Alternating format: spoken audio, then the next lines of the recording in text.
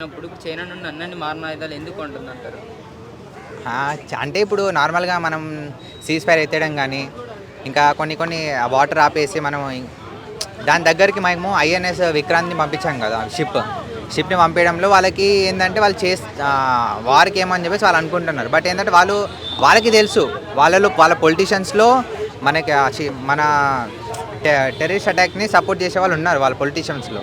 అందుకే వాళ్ళు కూడా ఇంకా చైనా నుంచి ఇంపోర్ట్ చేసుకుంటున్నారు మొత్తం. ఒకవేళ ఇప్పుడు వార్ జరిగితే వాళ్ళకెంత ప్రాణ నష్టం ఉందో మనకు కూడా అంతే నష్టం ఉంది కదా! దాన్ని బట్టి మీరు వార్ కావాలనుకుంటారా? వద్దనుకుంటారా? నేనైతే వార్ అయితే వద్దనుకొని వాళ్ళు కాశ్మీర్‌ని వదిలేస్తే బెటర్ వాళ్ళు పాకిస్తాన్ వాళ్ళు. మొత్తం పీఓకే అని కానీ. చనిపోయిన వాళ్ళకి న్యాయం అంటే మనము టెర్రరిస్ట్‌ని పట్టుకోవాలి. కానీ పాకిస్తాన్‌లో కూడా ఇన్నోసెంట్ పీపుల్స్ ఉన్నారు. వాళ్ళని కూడా శిక్షించడంలో అంటే మనకి తప్పే అది.